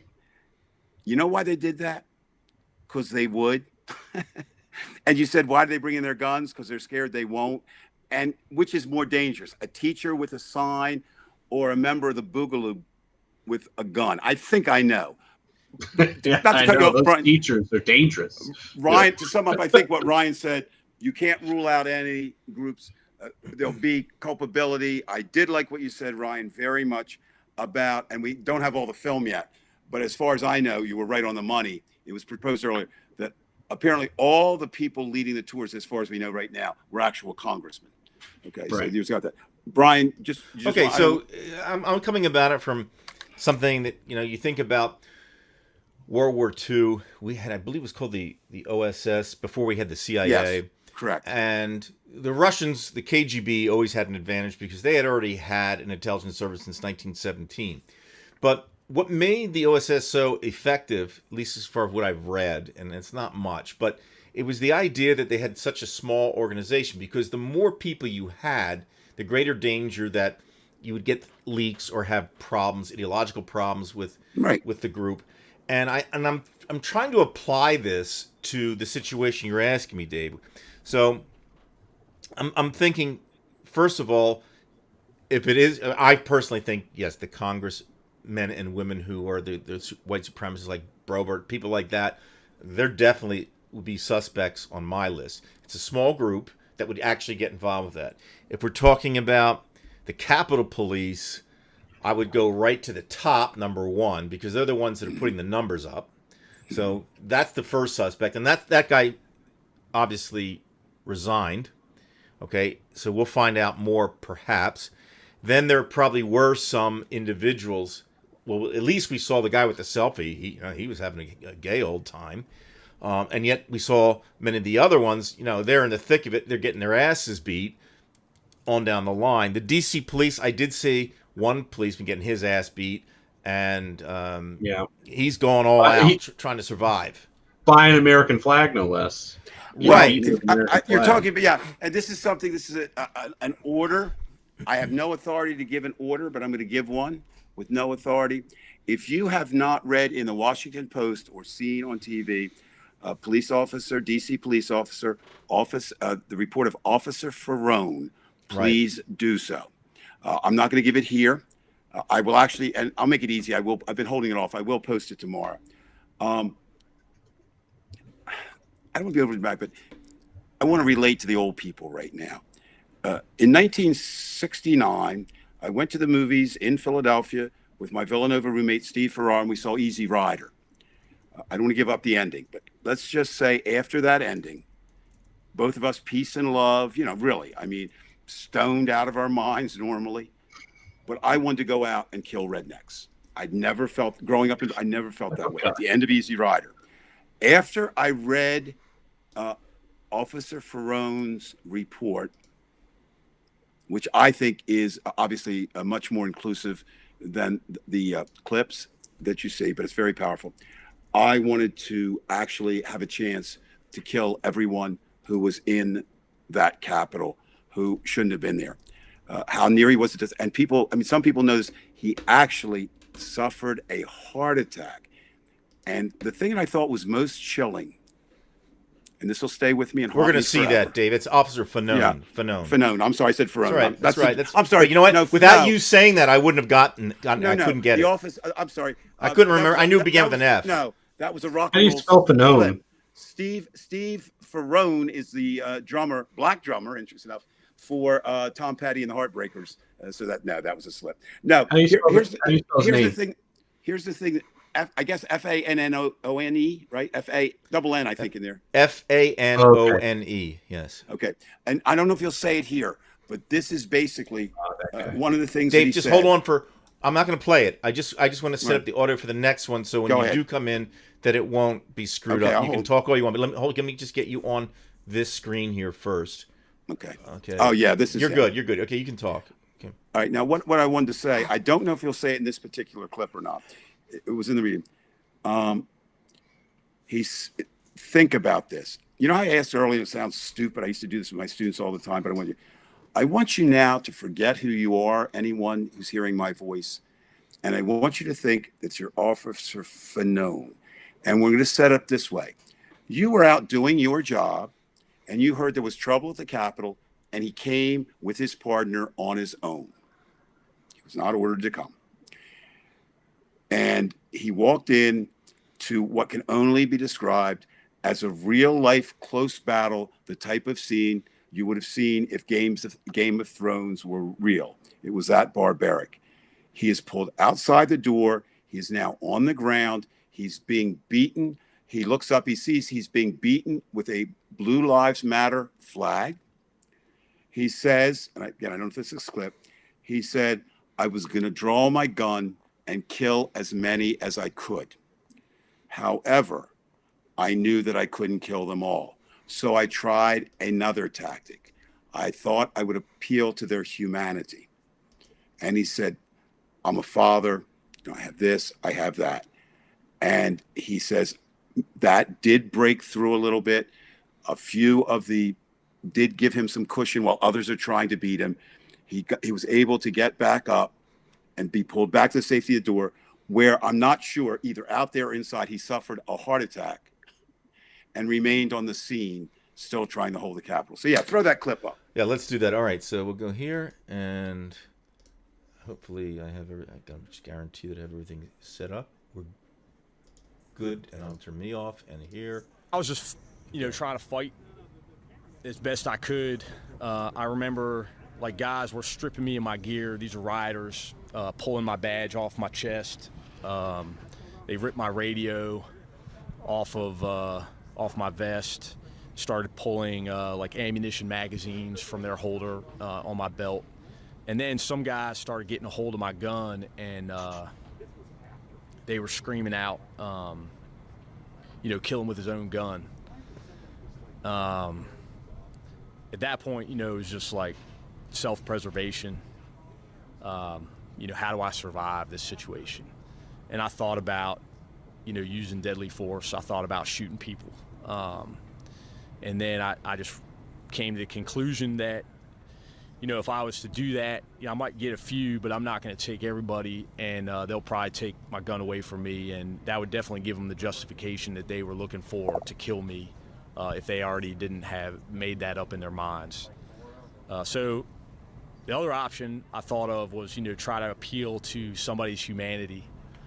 And I just remember yelling out that I have kids, and it seemed to work. Some people in the crowd started to encircle me and try to offer me some level of protection. And they gave, that provided me with like enough time, or other officers, specifically my partner, Jimmy Albright, enough time to get to me and get me the hell out of there and back into the west front of the Capitol. A lot of people have asked me, my thoughts on the individuals in the crowd that, that helped me or try to offer some assistance. And I think kind of the conclusion I've come to is like, thank you, but you for being there. The word, obviously, that he didn't say is fuck you. So I would like to issue that tonight to everybody in terms of this. If I know you, or if I don't know you, for the rest of my life, and I find out that you voted the second time for Donald Trump, I will just consider you anti-American and a fool. If I find out that after that day, you still supporting Donald Trump, or you still think you believe Blue Lives Matter, that was your people showing how much Blue Lives Matter. And I will just say in their face, I hope I have the courage to do this, just fuck you, fuck you, fuck you, until one of two things happen. They walk away or they attack me. And whatever happens, I'm not that good a fighter, but that's how strong I feel about that. I mean, I can't remember. Like I said, it sounds like, oh, Easy Rider. I was a kid, all right? And I haven't felt that way since now. And you want to know something that's really strange for me? I've never fought on the side of law and order. I've never fought for the government. And for the next and I'm still going to fight against bad cops and racist cops. And I'm going to go try to find the person who came up with the slogan "Defund the police" and say just how. And the military too. Think of it. The liberals are connecting with the military. Right. I'm just saying. But what? So maybe there is good out of this. But my point is, I ask you before, and when I send that story tomorrow, if you think that had any power, when you read the story, I do like the written word more than I wonder what the fuck do you say to something like that? That is America. You know what that is? That's the guys who did that. Hopefully now, those of us who haven't, unfortunately, I have been one, understand what minority Americans are saying with police abuse. Because there were policemen from other places in there and firemen. But what's interesting is they're even worse than that. They turned on their own, supposedly. Right. It was abuse. White supremacists turning on their own. And do they really know whether he was with them, against them? No. They just knew apparently he wasn't going to let them walk in the door of a building where they had no goddamn business being. And I don't want to hear one of them simple sons of a bitches do what the one said at the crying lady coming out. Remember we had the crying lady, Right. I was just thinking about it. Right. All I was doing was having a revolution. You are too goddamn dumb to live. And these people, anybody who walked in that building and walked out are too goddamn evil or too goddamn stupid to live. And if they die, their family should weep. Their friends should weep. But guess what? I'm not, and that doesn't matter to them, and it shouldn't. But that's hard when you say, I'm a English guy, right? John Donne, for whom the bell tolls, ask not, it tolls for thee. Normally, I feel that in humanity, but I'm going to go on record as saying every single person who walked into that building, not invited that day, By the way, Dave, I think is not human. you brought up a good point, because you have to see, both. What you said about that woman. She's complaining about the mace. This guy's getting his ass beat. Essentially, he has a heart attack. He's got everybody on him. He's got a crowd in a frenzy around him. And then you've got this. So let's go to this scene again. I think we need to really put this into perspective. The ideology of these, right? Whatever you want to call them, and then the rest of us, you watching, the viewer. Okay, let's check this out real quick. Ma'am, what happened to you? I got maced. You got maced. And what happened? You were trying to go inside the Capitol? Yeah, I made it like a foot inside, and they pushed me out, and they maced me. What's your name? Where are you from? My name is Elizabeth. I'm from Knoxville, Tennessee. And why did you want to go in? We're storming the Capitol. It's a revolution. All right, so let me get us back on there. All right, guys, we're back. What else is to say? That tells me that there were very evil people there, and there were very stupid people there. Gil Scott-Heron, probably one of the greatest American poets, grandfather of hip hop. His most famous song, which is nowhere near his best, "The Revolution will not be televised." Well, this woman had no idea of what revolution is or was, because if you don't think there's a chance you're going to get maced and worse in a revolution, you're too damn dumb. Please, if there is any kind of justice in nature, do not let that lady reproduce. Please do not let that lady reproduce. So men, if you see her, even if she's the last person on earth, please, just for me, walk away. By the way, Venus has a request. Next time we will do about the police. How could I turn the wonderful Venus Cortez down? Ryan, do you want to make any comments about that? Sure. I think I don't like the slogan "defund the police" because it's really talking about reallocating resources to help, quote, police, people better. So I don't know a better way to say it, but I feel like we need to redefine what a police officer is. I don't think a police officer needs to be somebody who wields a gun and can use deadly force. I think a police officer absolutely could be a social worker who's called in when there's, an issue involving children, or a psychologist who is going to talk somebody off the ledge or try to, get through to a bipolar person or something. I think we need to redefine what police officer means. And I think that that's a better way to go about it. And again, I don't think we need to be militarizing the police with funding and them buying tanks and all this crap that they buy.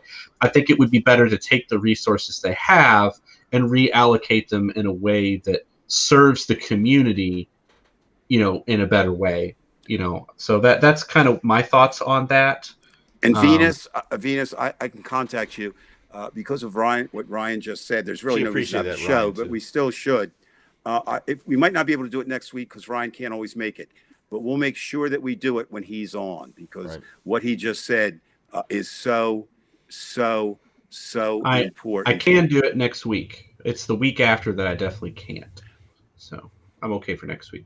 All right. So Venus, we will take as one of our topics next week. Now, I will also message you. Just put this in your thing. I've heard you speak. You are a woman now, which... Wow. You were a junior when I taught you.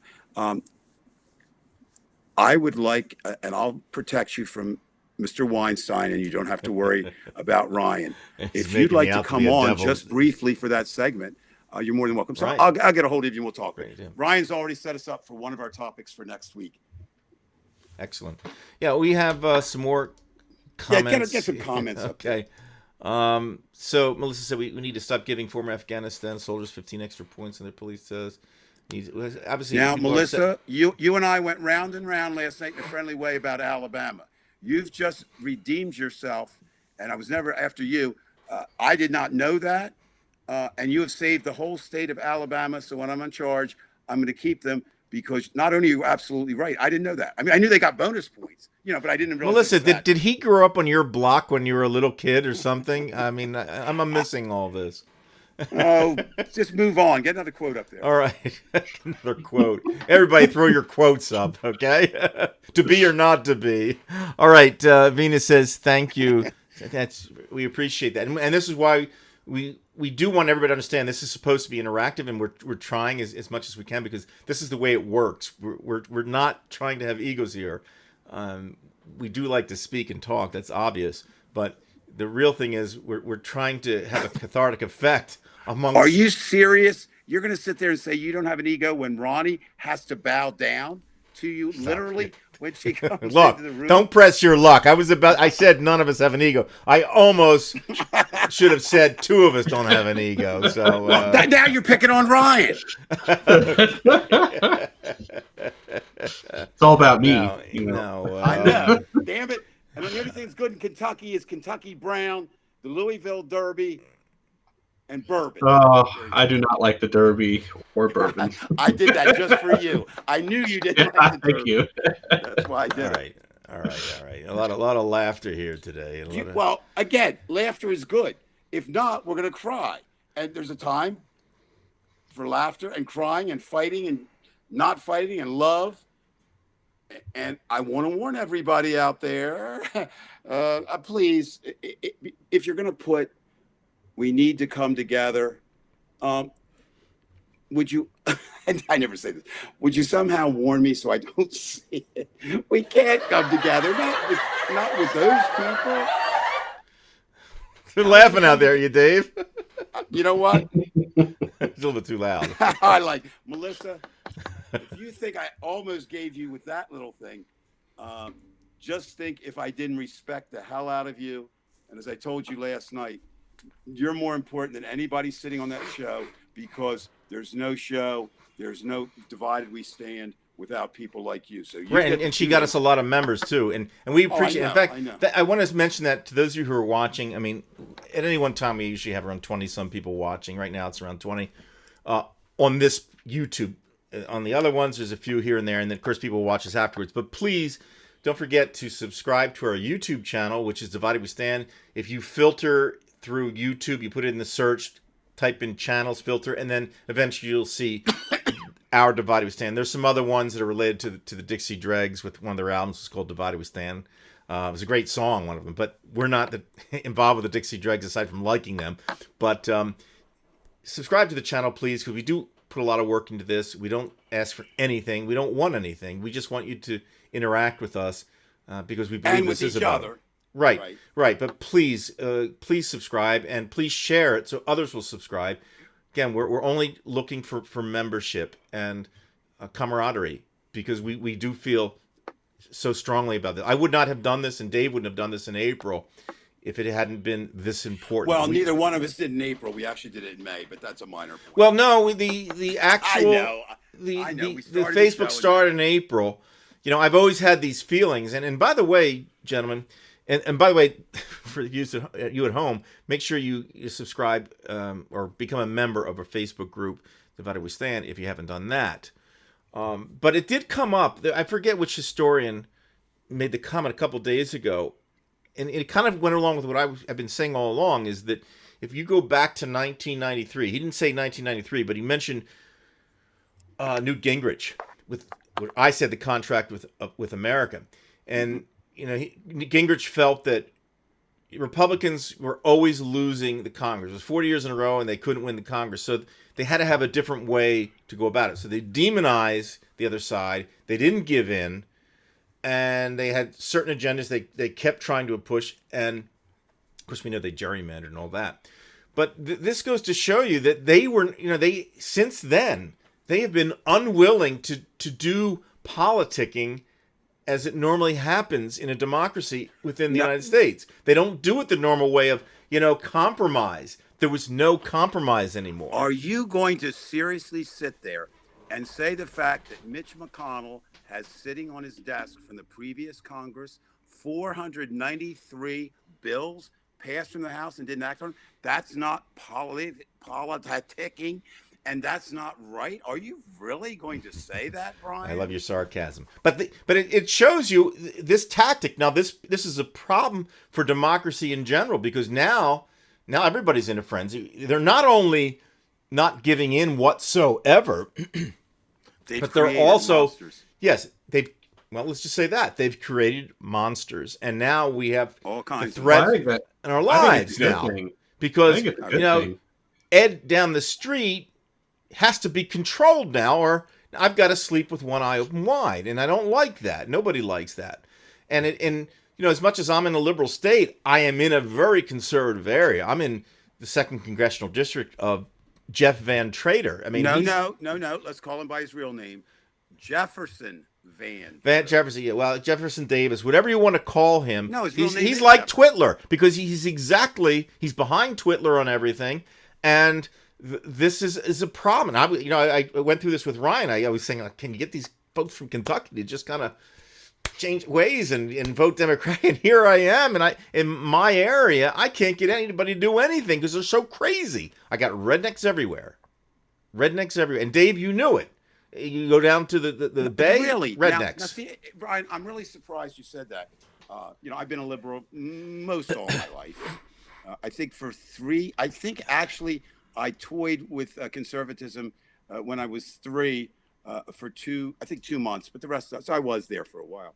Now, when I walked down the street, I was always greeted well for being a liberal. Of course, it's horrible where we live in terms of divisions, not saying, horrible that way. But yeah, yeah. Okay. My turn to ask a question. You gentlemen, anybody out there? Just real quick, Joey Fulcher, I agree with you. Thank you. Yes, Joey, you're absolutely right. Here's my question. We got a few minutes left. Of all the things, and I don't mean as specific as you can be. Assuming I'm going to make maybe a dangerous assumption that nothing beyond belief tragic happens between now and January 20th. I'm going to go on record as I've been since the day after the election. I even predated the certification. Joe Biden will be sworn in. That's not. But then this new period of all that could happen. I don't mean like the World Trade Center bomb. You have to be that specific. What unnerves you most about this period coming up? Because will we be in it? Yeah, we'll be in it the next show, right? Yeah, next. Yeah, Saturday we'll be night talking will be the about start Joe of the new- Biden's presidency. of the- We might have to have an emergency show if there's something that happens during the week. We've done that before, but really, so either one of you or both. I mean, one at a time. Whoever wants. So my question, I'll try to make it as direct as I can. After January 20th, and you may put an ending date on it, or you may leave it open-ended, as specific as you can be, knowing that we can't just say on this date such and such will happen. What frightens you most as far as America is concerned? Well, I know for me, I actually spent a little bit of time today looking at Facebook profiles of people that I unfriended, because for those that don't know, I unfriended around 600 people or so. It's like 550 to 600 people a couple months back. And I looked up a bunch of the people who frequented my wall and were commenting and stuff. All these people that I looked up today were Republicans. And I remember thinking, there's that one guy. I don't think that he agrees with the violence and stuff that happened in Washington, D.C. I said, we always disagree, but I just don't think he would agree with that. Well, I went to his page and I was wrong. Woohoo! And I started looking up more and more people. And I had a friend of mine, he is a Republican, he lives in Lexington, say some snide stuff the other day to me. He always tries to pretend it's a joke, but I know better. And, what scares me the most is I think I know people that if there were a civil war, they would want to shoot me. I think I know people who would want to end my life because I think differently than them. Right. That's. Do you know? Do you know how many women in Russia feel that way toward Brian? So I don't know. He'll be. Yeah. As Watch frightened as yourself you are, there, Mr. Price. Go ahead. Well, listen. I talked to Dave about this a few days ago, and it's so interesting how in the United States, the 1960s, probably the 50s, there were a lot of, you had your religious differences is one of the demarcations of where society has problems with each other now has nothing to do with religion. It's just No. Well, it's a new religion. Absolutely. Trumpsters We heard that versus tonight. Democrats. And then you have the third partiers who they just sit right on the fucking fence and do nothing. They do nothing. They're no help whatsoever. They're just like nobodies. They're like Godot. They don't show up for anything. But you basically have the doers and then the crazy fucks. And that's a real problem because this isn't about religion anymore because, there are a few Jews and a few this or that on the crazy sides. It has nothing to do with religion. This is all about politics, and essentially at the core, I think it's racism. The fear of minorities becoming the majority because they know they can't win the elections fair and square anymore as far as the national. At least they can't win the popular vote anymore. So I think it's, if we could make a heuristic about it to try to make it simple, a simple formula to figure out how why this is occurring. The heuristic for me would be it's pretty much like, here's the racism and here's the idea of minorities taking over, so to speak, and that's basically I think what's causing this whole thing. And it's become fashionable and acceptable for these people to talk the way they do, which is why you're getting that from Ryan. You're hearing that kind of crap. They don't care. They'll shoot you. And the question was, I'm sorry. No, the question was unfair in that sense. I mean, it's always unfair to ask, unless you think you're Nostradamus, and he didn't have a real good track record. No, he didn't. But no. So I answer it. I'll probably try to rethink it. But if you were to ask me now and put it on that, here's my fear.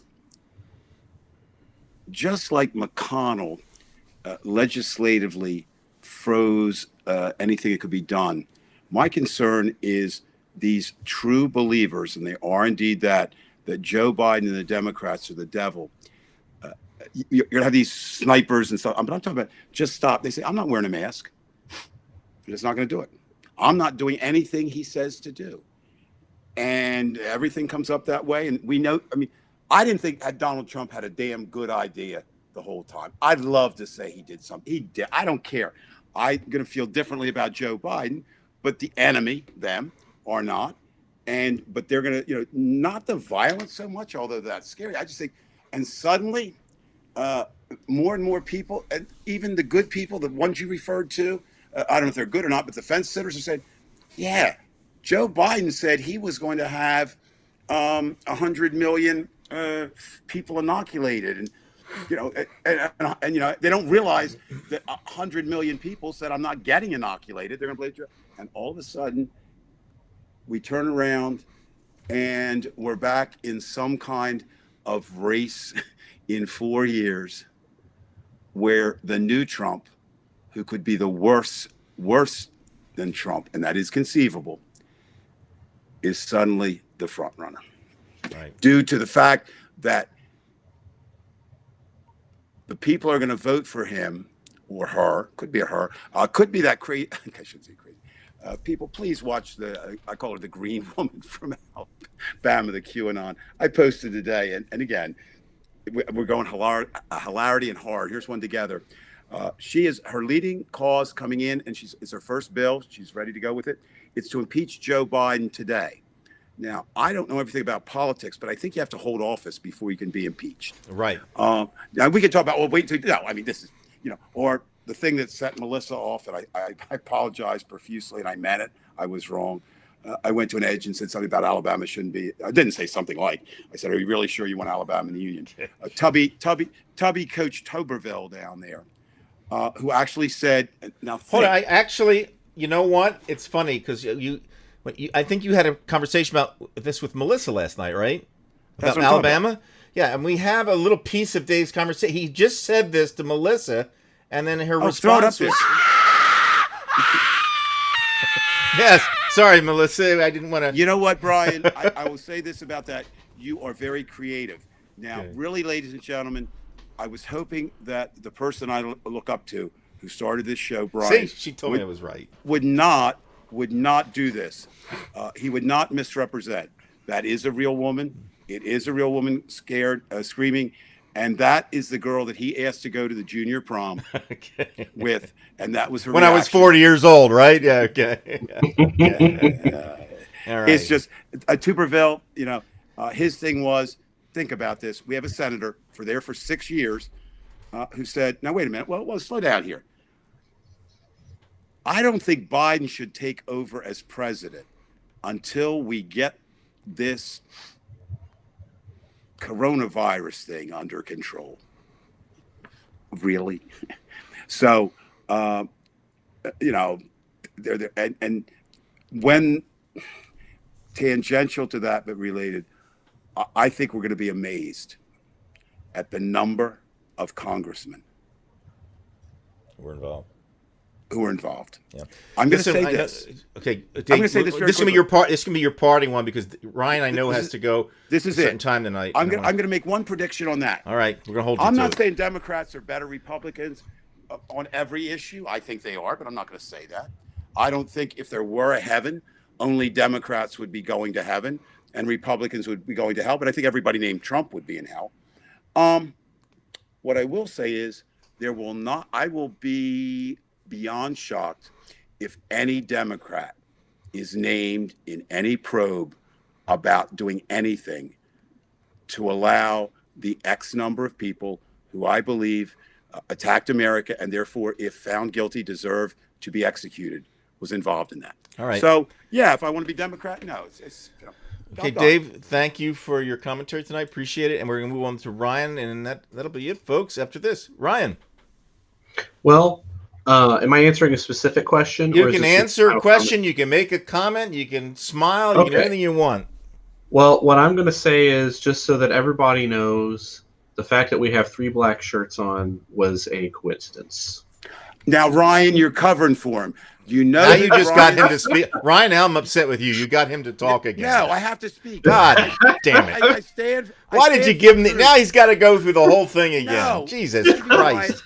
Brian, listen, the truth is, ladies and gentlemen, Brian said Oh, unless Jesus we dressed Christ. like him, we couldn't be on the show. And you know that's true, Ryan, and you were just covering for him, not because you're afraid of him, not because you want to be on the show. You're just a nice guy. Okay. So there we go. Okay. All right. Look, folks, all I want to say is one thing I've learned from the last few months, just seeing all of you on Divided We Stand, and I'm not trying to patronize you. We've all been sickened by all of this. We're all in the same boat. And it feels kind of nice to commiserate as much as our blood pressure's up and everything's kind of down. But it is great being with all of you, and I mean that because there's something to say about people working together, as Venus said, to take part and work together, because that's the only way it's going to work. There's no Superman. We're going to have to put the Superman suit on. The guy with the S is not real. You and I, if we can do something and we're the only ones who can do it, then we have to put the suit on. And that's basically what we are. We're putting the Superman suit on right now. We're doing what we can do, whether it's have a page and be informed, go to protests if you can. It is what it is, folks. These are trying times, and I can't predict anything. I can't predict what's going to happen in the next 10 hours. We're going to have to come on the air in 10 hours because somebody went nuts. But if it has to be this way, and if it does get worse, which it could, at least we know, we did our best and we went down together, like on the Titanic, because in the end, at some point in our lives, as we approach the ending of our lives, we have to kind of accept it anyway and say, it is what it was. The party wasn't going to last forever. And I'm not saying that we're going to go down on this. It's just that I think it's important that we stick together and do what we can do, because Biden's going to need a lot of support, and he's certainly not going to get it from the independents, and he is certainly going to be throttled by these lunatics, and they are dangerous. So without any further ado, I'd like to go to our outro, and I want to thank everybody for showing up, but please subscribe, share, so other people subscribe, but make sure they're people of like minds. We don't accept any Trumpers whatsoever, although we will let someone come on the air like Liberty last week, but Liberty hasn't contacted us. So the show must go on. All right. So thank you, David. Thank you, Ryan. And we'll see you all next week or sooner. Thank you, Who knows? Hey, Brian, can I say something? Dans Lyon, il y a une jolie fille. Dans Lyon, il y a une jolie fille. Elle est jolie, parfaite en beauté, qu'elle a charmé.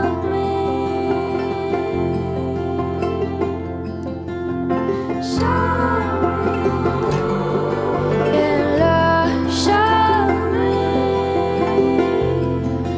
le cœur d'un grenadier.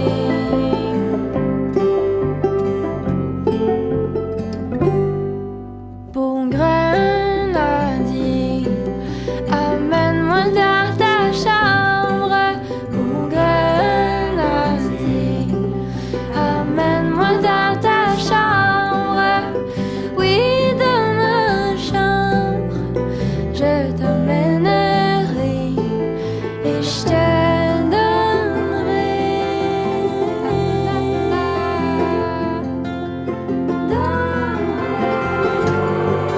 Et je te